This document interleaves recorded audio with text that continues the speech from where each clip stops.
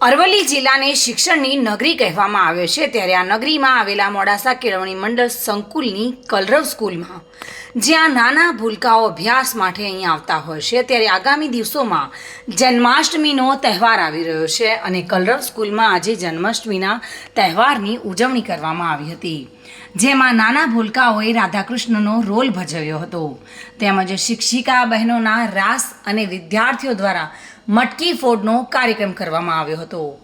મોટી સંખ્યામાં શાળાના વિદ્યાર્થીઓએ જન્માષ્ટમીના આ પાવન ઉત્સવમાં ભાગ લીધો હતો।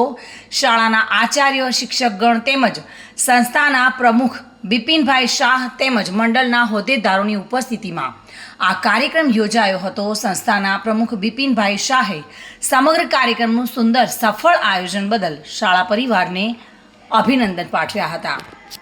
મોડાસા કેળવણી મંડળ એની 105 વર્ષની શિક્ષણ યાત્રા પૂરી કરી બીજી સદીની શિક્ષણ યાત્રા શરૂ કરી છે, ત્યારે તેની તમામ શાળાઓ આનંદ મહોત્સવથી જન્માષ્ટમીનો મહોત્સવ ઉજવી રહી છે।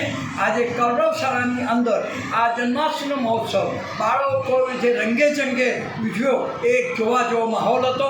નાના બાળકો કૃષ્ણ, રાધા અને એ બની અને પોતાનો પ્રેમ જે કૃષ્ણ જન્માષ્ટમી મહોત્સવ ખાતે વ્યક્ત કર્યો છે એ આનંદ જોઈ અમે સૌ પણ આનંદમાં તરબોળ થયા હતા।